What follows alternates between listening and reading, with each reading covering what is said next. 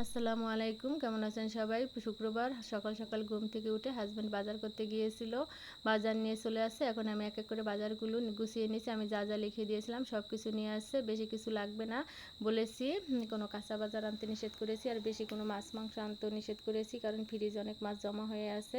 ফ্রিজে বেশি দিন মাছ রাখলে খেতে ভালো লাগে না। আমি শুধু ইলিশ মাছ আনতে বলেছি, এজন্য 3টে ইলিশ মাছ নিয়ে আসছে।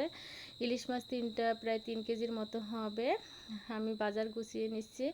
ইলিশ মাছ কিনতে গিয়ে তো আমার হাজব্যান্ডের পকেট পুরাই ফাঁকা হয়ে গেছে, কারণ ইলিশ মাছে নাকি বাজারে অনেক দাম।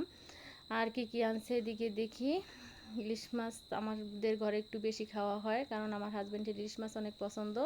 আর এদিকে দেখি কি কি নিয়ে আসছে। আনছে রুটি আর কিছু বিস্কিট। আমি সব কিছু বের করে নিচ্ছি।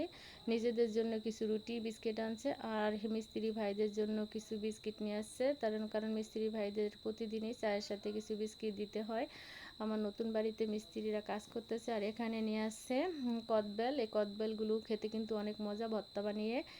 আমার সব কিছু বাজার গুছিয়ে নিয়েছি। এখন আমি সব কিছু গুছিয়ে রান্না করতে চলে যাব। সবাই ভালো থাকবেন, সুস্থ থাকবেন। এই হলো আমার আজকের সপ্তাহের বাজার। আজকের মতো পর্যন্তই। আল্লাহ হাফেজ।